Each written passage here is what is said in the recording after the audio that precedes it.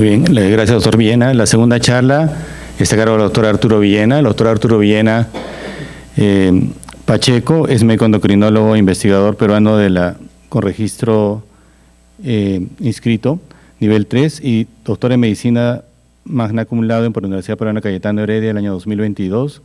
Actualmente es profesor principal y responsable de la Escuela Profesional de Medicina Humana de la Universidad Nacional Autónoma Alto Andina de Tarma y médico asistente del Hospital Nacional Cayetano Heredia. Fue director adjunto en dicho hospital entre los años 2002 y 2016 y director del programa sectorial 2 del MINSA entre los años 2007 y 2013. Ha ejercido docencia en la Universidad Peruana Cayetano Heredia y presidió el Consejo Nacional de Representado Médico con AREME. Es expresidente de la Sociedad Peruana de Endocrinología y miembro honorario de la misma, así como académico asociado a la Academia Nacional de Medicina. Editor de Acta Médica Peruana desde el año 2021, ha publicado más de 31 artículos médicos sobre adaptación del hombre a la altura y libros sobre COVID y cosmovisión andina de la salud. Su trayectoria integra la medicina biomédica con una visión humanística y andina, siendo referente en la fisiología de la altura y en la tecnología del Perú. El doctor Arturo Villena Pacheco tendrá a su cargo la charla Agonistas SGLT2 y manejo de la diabetes. Doctor Arturo. Sí, buenos días, muchas gracias, doctor José Luis Burga, colega endocrinólogo de Arequipa. Gracias por la presentación.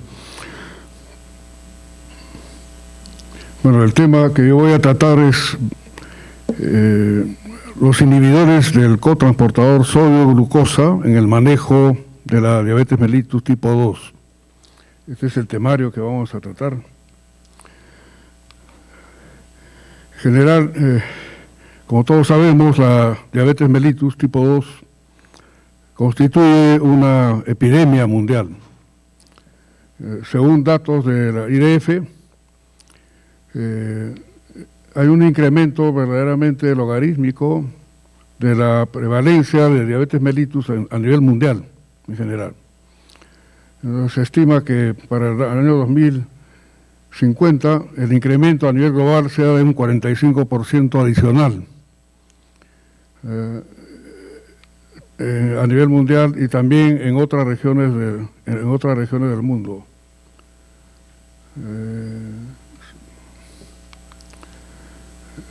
Actualmente se estima que habrían 529 a 537 millones de personas con diabetes mellitus en el mundo y que para el año 2050, o sea, dentro de unos 25 años, esto va a subir a 1.300 millones. En América Latina se estima que hay 26 millones, que representan un 9 a 10%, y para el año 2030, o sea, para unos 5 años más, puede llegar a 40 millones de diabéticos. Y en el Perú, actualmente, la prevalencia oscila entre 5 a 7%, que representa 1.3 millones de diabéticos. Para el año 2050 debe haber alrededor de 2.2 millones de diabéticos en nuestro país. ¿Por qué este incremento notable a nivel mundial, regional y nacional? Básicamente por la presencia de la obesidad y el sedentarismo, que representa un 50% del riesgo de tener diabetes, por el proceso de urbanización en general y global, el uso de dietas hipercalóricas, obviamente por la transición demográfica y poblacional, el envejecimiento poblacional, y también porque existe un subregistro. Se estima que por cada diabético habría otro diabético no diagnosticado. Esta enfermedad tiene una serie de consecuencias dañinas en el organismo, pero principalmente el impacto se realiza a nivel cardiovascular y a nivel renal. Y precisamente las nuevas drogas en el manejo de la diabetes mellitus están dirigidas para reducir el riesgo cardiovascular y el riesgo a nivel renal. Entonces, la diabetes mellitus presenta una serie de efectos adversos a nivel cardiovascular, cerca del 32% de los diabéticos tienen algún grado de enfermedad cardiovascular.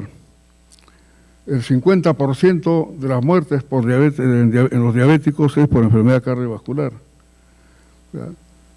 Las personas con diabetes mellitus tienen hasta 2 a 6 veces mayor riesgo de morir por enfermedad cardiovascular, ¿no? Entonces, tiene un impacto enorme a nivel mundial, el daño cardiovascular. Estos son también una serie de metaanálisis que se han realizado que demuestran el impacto enorme de la diabetes a nivel cardiovascular. Los mecanismos por los cuales la diabetes produce daño cardiovascular son múltiples, que se han estudiado ampliamente, como básicamente es la glucotoxicidad crónica, la lipotoxicidad, la resistencia a la insulina, la disfunción endotelial con un rol importante, la inflamación crónica de bajo grado, la diabetes es una enfermedad de inflamación crónica de bajo grado, el estrés oxidativo, alteraciones en el perfil lipídico, la hipertensión arterial y problemas a nivel de remodelado cardíaco y fibrosis cardíaca. Esto ha sido estudiado ampliamente. Por otro lado, también la diabetes mellitus produce un impacto enorme a nivel renal, como todos sabemos. Entonces, se estima que en el mundo hay en este momento 75 millones de enfermos con enfermedad renal crónica. La enfermedad renal crónica constituye la causa, 12ª causa de muerte y la 10ª causa de los años perdidos por discapacidad. Es la causa más frecuente de enfermedad renal crónica es la diabetes mellitus y la hipertensión arterial. La diabetes mellitus sigue siendo la principal causa de enfermedad renal terminal y es la causa del exceso de mortalidad por enfermedad renal crónica. Asimismo, sabemos que la presencia de enfermedad cardiovascular potencia también la enfermedad renal, ¿verdad? Esto también ha sido estudiado ampliamente. El 20 al 30% de los diabéticos, de los pacientes, que están en terapia de reemplazo hormonal, de reemplazo renal en hemodiálisis, son diabéticos. Los mecanismos por los cuales la diabetes produce daño renal también han sido estudiados ampliamente. Hay la hiperglicemia crónica, que produce glucotoxicidad y viene a ser el mecanismo central del daño renal. Hay hiperfiltración glomerular, activación del sistema renina, angiotensina, aldosterona, otra vez el estrés oxidativo, inflamación de bajo grado, la lipotoxicidad renal, alteraciones hemodinámicas renales y la disfunción podocitaria. Esto es solo para recordar cómo ha sido la evolución de los antidiabéticos a nivel, a nivel mundial, desde la época en que se salieron las sulfonilureas, en la década de los 60, como sabemos son medicamentos que incrementan la secreción de insulina. Luego salieron las biguanidas, en el año 67, a la cabeza la metformina, que es una droga ampliamente usada, con mecanismo básicamente inhibir la gluconeogénesis a nivel hepático y aumentar la sensibilidad de la insulina. Luego las glitazonas, que salieron en la década de los 90, que son agonistas del receptor PPAR gamma, que también aumentan la sensibilidad de la insulina a nivel muscular y el tejido adiposo. Las metiglinidas, que igualmente son estimulantes de la secreción de insulina. Los inhibidores del DPP4, que inhiben a la enzima DPP4, que degrada el GLP-1 y el péptido inhibitorio gástrico, prolongando el efecto de la incretina. Es una droga ampliamente usada también y que es muy útil, digamos, en la secreción de la insulina y en la reducción de la secreción de glucagón. Luego los análogos GLP-1, que salieron en el año 2005 o 2010, son agonistas del receptor GLP-1 que estimulan la secreción de insulina y tienen varios efectos importantes en el control de la diabetes. Y finalmente, que los inhibidores del cotransportador sodio-glucosa, primero salió la dapagliflozina en 2012-2013, luego la canagliflozina y la empagliflozina, que inhiben al cotransportador sodio glucosa a nivel de la nefrona, y lo que hacen es excretar la glucosa a nivel renal y contribuir a un control adecuado de la diabetes, pero como vamos a ver luego, son drogas que, a diferencia de todas las anteriores, tienen efectos extrarrenales importantes, tienen efecto cardioprotector y nefroprotector importantes que no lo tienen las otras drogas. Es por ello que la aparición de estas drogas ha marcado un hito importante en el manejo farmacológico de la diabetes mellitus. Y bueno, también los agonistas duales de GIP y GLP-1, como la tirzepatida que ha mencionado el doctor Jaime, que tiene también importancia, no solamente en el control de la obesidad, sino también de la diabetes. Estos son los principales estudios, ensayos clínicos aleatorios que se han realizado, que demuestran el efecto cardioprotector que tienen estas drogas a nivel internacional. Tenemos, por ejemplo, el estudio EMPA-REC, el estudio CANVAS, el estudio DECLARE, que son los más importantes, no son los únicos. Entonces, cada uno de ellos ha demostrado una serie de beneficios a nivel cardiovascular. Por ejemplo, el EMPA-REC, que ha demostrado una disminución de 14% en eventos cardiovasculares mayores, una reducción de 38% de la muerte cardiovascular, y una disminución del 35% en la tasa de ingreso a nivel hospitalario, 32% de disminución de la mortalidad.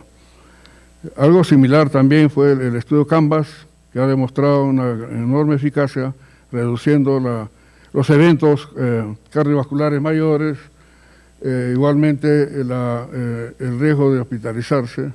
El estudio de DECLARE, que es con dapagliflozina, que igualmente ha demostrado grandes beneficios en estos indicadores a nivel cardiovascular.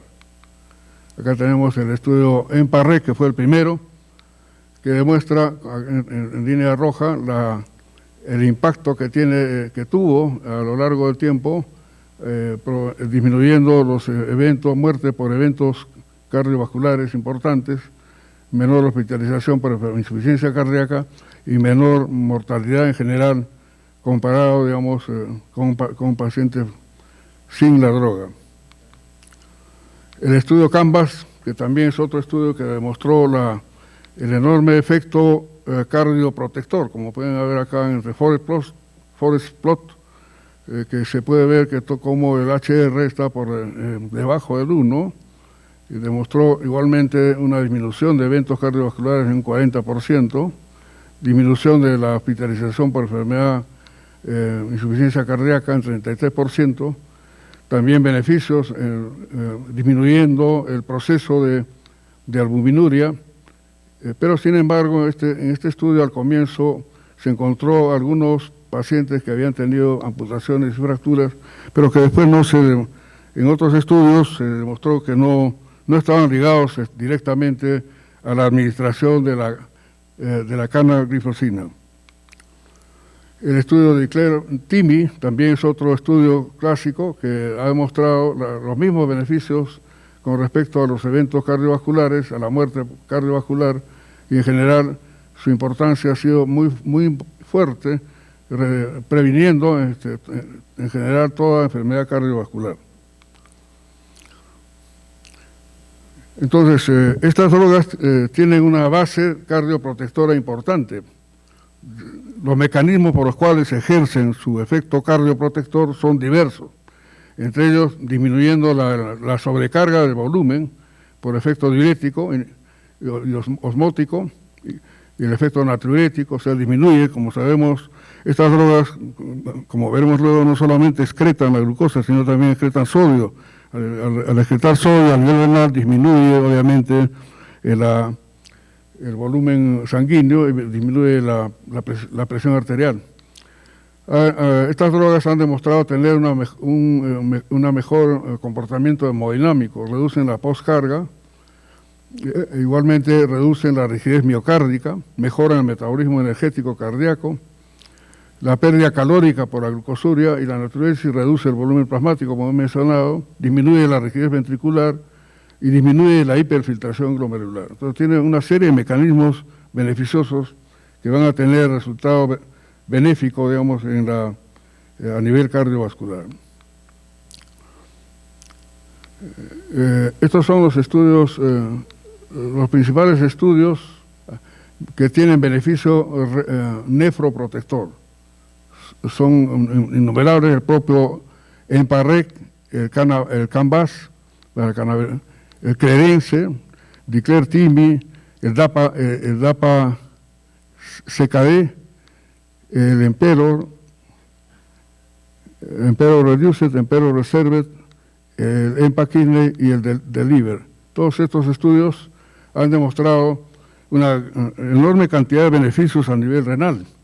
Son estudios, ensayos clínicos aleatorios, bien controlados, que han demostrado diversos beneficios, sobre todo disminuyendo la progresión de la nefropatía, disminuyendo la progresión de la albuminuria, también disminuyen en general el riesgo de empeoramiento de la enfermedad renal crónica,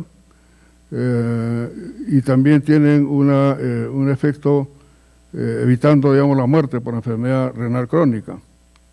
Como pueden ver acá, este estudio, los más importantes, el estudio CREDENS, que ha demostrado una reducción en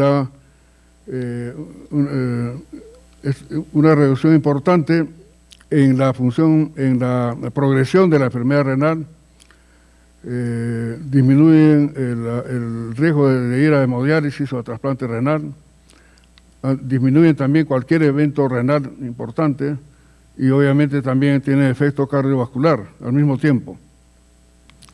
El estudio DAPA, de dapagliflozina, que ha demostrado igualmente disminuir la probabilidad de muerte renal, disminuye la mortalidad por enfermedad renal y también el riesgo de hospitalización por enfermedad renal y cardiovascular.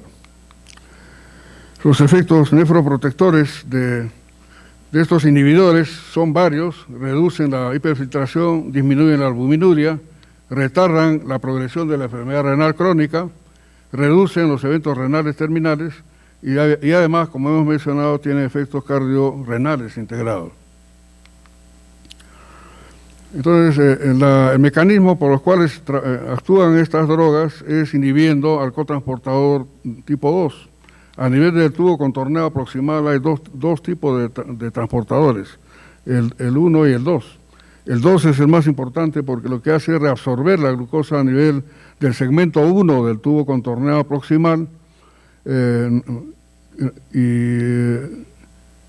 el cotransportador 1 también tiene el mismo efecto, pero en menor grado, solamente el 10%, ¿no? Entonces, lo que hace estos inhibidores son inhibir al cotransportador, tanto al 2 como al 1, pero principalmente al 2.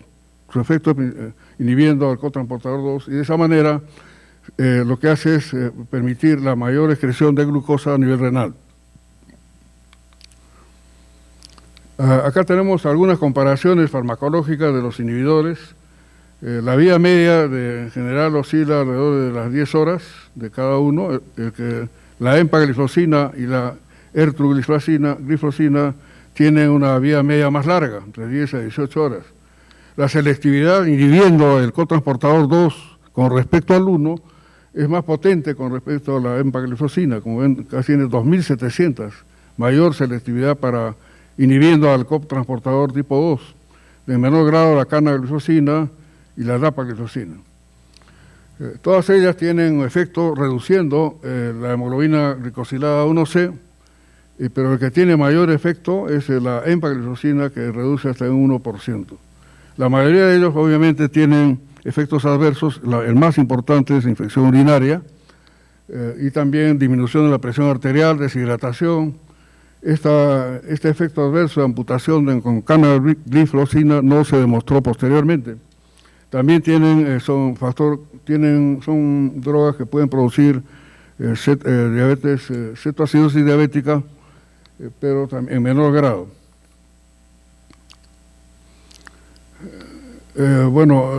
Casi ninguna de estas drogas produce hipoglicemia. El riesgo de hipoglicemia es muy bajo en general, ¿no? La incidencia de infecciones genitales micóticas oscila entre 6 a 7% para empagliflozina, 10 a 12% en canagliflozina, 8 a 10% en DAPA y 8 a 9% en ertrogliflozina. El efecto sobre el peso y la presión arterial sistólica ocurre por la glucosuria. La glucosuria disminuye en 300 kilocalorías por día y esto contribuye a reducir también el peso, o sea que tiene también un efecto sobre el peso. Y tiene un efecto, o sea, hay un efecto osmótico y natriurético, como he mencionado, disminuyendo el volumen plasmático, que se va a traducir en una disminución de la presión arterial sistólica entre 3 a 5 milímetros de mercurio. Por otro lado, también se ha demostrado que estas drogas disminuyen la rigidez arterial y mejoran la función endotelial. Con respecto a la fibrilación auricular y ACV, el metaanálisis, hay un metaanálisis que incluyó 16 ensayos y 38.000 pacientes que demostraron que los inhibidores del cotransportador tipo 2 redujeron significativamente los episodios de fibrilación auricular. Otro análisis también demostró lo mismo, con 63.000 pacientes.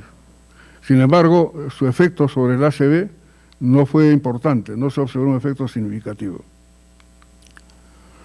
Acá tenemos otro estudio, dos estudios importantes que demuestran el efecto benéfico de los inhibidores en la insuficiencia cardíaca y en la fracción de eyección reducida.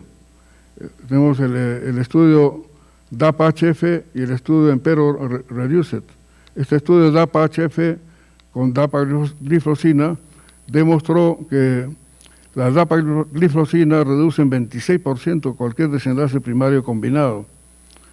Y la empagliflozina también demostró una reducción del 25% de cualquier desenlace primario producido por una insuficiencia cardíaca con fracción de eyección reducida. El mismo efecto también ocurrió en insuficiencia cardíaca con fracción de eyección preservada. Tanto el estudio Emperor como el estudio de Liver demostraron una reducción de cualquier desenlace por insuficiencia cardíaca o muerte cardiovascular en un 25% en el caso de empagliflozina y de un 18% en el caso de dapagliflozina. Algunas comparaciones de los inhibidores del cotransportador con otras terapias. Con respecto a las sulfonilureas, los inhibidores tienen menor riesgo de hipoglicemia, promueven mayor pérdida de peso y tienen, como hemos mencionado, efectos cardiovasculares y renales. Con respecto a la metformina, que sigue siendo aún la droga de primera línea cuando no hay complicaciones cardiovasculares o renales, los inhibidores reducen el riesgo de hospitalización por insuficiencia cardíaca y por enfermedad renal crónica. También producen pérdida de peso y disminución de la presión arterial, que es un efecto importante.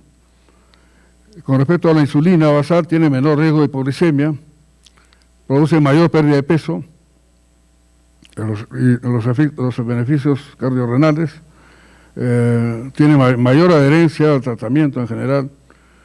Y con respecto a los agonistas de GLP-1, ambos reducen el peso y también el riesgo cardiovascular, pero los inhibidores destacan porque tienen mayor protección renal y menor riesgo de hospitalización por insuficiencia cardíaca. Los agonistas de GLP-1 son superiores en cuanto a la reducción de peso y control glicémico. Sin embargo, los inhibidores del cotransportador tienen mayor adherencia y son, digamos, en general, tienen un buen efecto a nivel del control glicémico.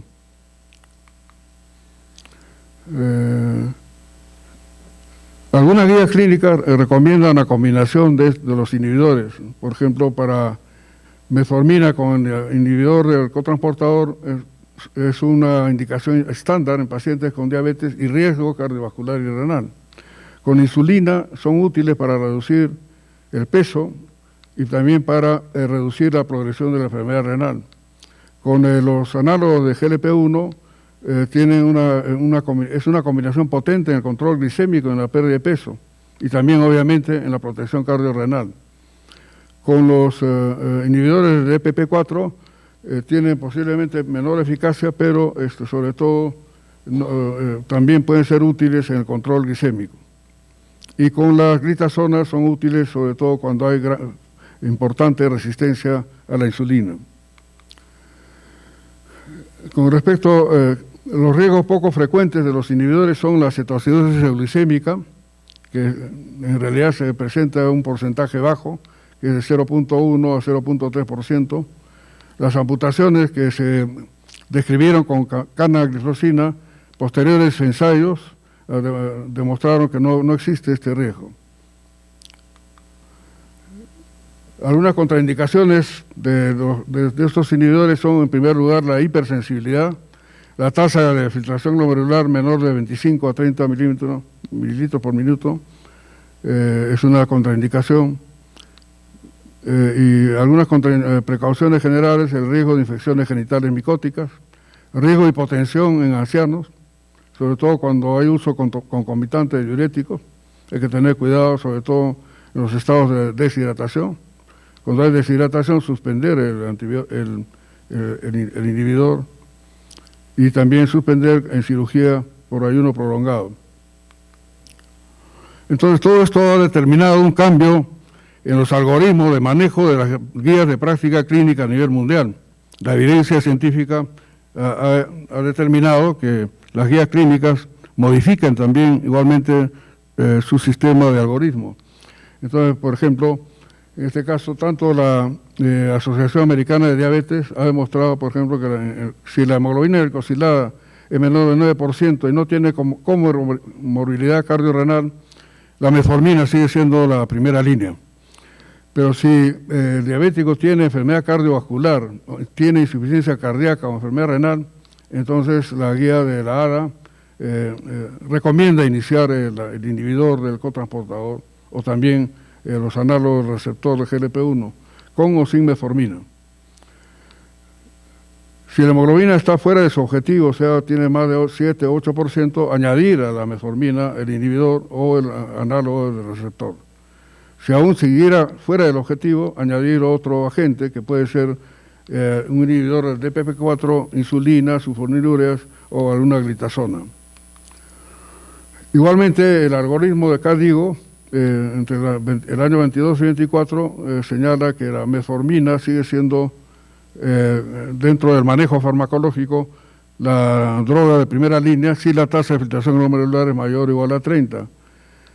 Pero si los inhibidores del cotransportador se usa preferentemente cuando la tasa de filtración glomerular es mayor de 20 y hay algún daño o riesgo cardiovascular o renal. Señala también añadir finerenona si la albuminuria es más de 30 miligramos por gramo y es persistente. Considerar los análogos del receptor GLP-1 si se requiere un control glicémico adicional. Con respecto a la prevención primaria, o sea, el uso de estas drogas en prevención primaria de eventos cardiovasculares, pacientes con diabetes mellitus que tienen alto riesgo de enfermedad cardiovascular, la evidencia más sólida señala que estas drogas reducen la hospitalización por insuficiencia renal y insuficiencia cardíaca y retardan la progresión de enfermedad renal. Sin embargo, en prevención primaria todavía la evidencia es limitada con respecto a enfermedad coronaria, enfermedad y accidente cerebrovascular. En cuanto a la costo-efectividad global, hay estudios que señalan, por ejemplo, en Japón, que el inicio de la terapia con estos inhibidores del cotransportador resultaron en más días, más años, digamos, con mejor calidad de vida, que son los QALY. O sea, los DALY son los años perdidos por discapacidad y los QALY son los años ganados más bien por una buena calidad de vida. Y demostraron que tenía menor costo que la terapia convencional. En Tailandia la empagliflozina fue mejor costo efectiva que otras drogas. Y en Norteamérica tuvieron menores costos totales mensuales comparados, por ejemplo, con los análogos del receptor GLP-1. Entonces, estas drogas han demostrado su beneficio no solamente a nivel del control metabólico, sino también a nivel de efectos extra, no solamente metabólicos, sino también cardíacos y renales. Producen cardioprotección y nefroprotección, lo cual le da un valor importante a nivel poblacional. Todos estos estudios, sobre todo el de Claire, Timmy y el Canvas, respaldan los beneficios múltiples y favoreciendo su inclusión en todas las guías internacionales. Su incorporación temprana puede mejorar los años de vida ajustados por calidad, o sea, los quali a nivel poblacional. Sin embargo, hay barreras todavía para el uso generalizado de estas drogas. Entre ellas, primero, que todavía el costo sigue siendo alto y está fuera del alcance de muchos pacientes, sobre todo nuestros pacientes de los hospitales generales. Todavía hay demora en la aprobación a nivel nacional, y el acceso sigue siendo bastante desigual e inequitativo entre la zona urbana y rural. Entre los profesionales que no son endocrinólogos todavía existe cierta falta de conocimiento sobre los beneficios de estos inhibidores a nivel cardíaco y renal. Por lo tanto, todavía prevalece la preferencia por alternativas tradicionales. Hay una baja continuidad de tratamiento, los programas públicos están limitados y en general los pacientes prefieren estos cotransportadores, pero no siempre tienen una adherencia al tratamiento por el problema del alto costo. Como conclusiones podemos decir que los inhibidores del cotransportador constituyen un avance disruptivo en el tratamiento integral de la diabetes mellitus, aportando beneficios más allá del control glicémico, sobre todo reduciendo la mortalidad cardiovascular, la insuficiencia cardíaca y la progresión de la enfermedad renal crónica. El desafío principal reside en garantizar el acceso equitativo y generar evidencia en contextos locales. Su desarrollo futuro apunta hacia un papel central en el manejo global de la diabetes y en la protección cardiorrenal, marcando un antes y después en la terapia contra la diabetes. Muchas gracias.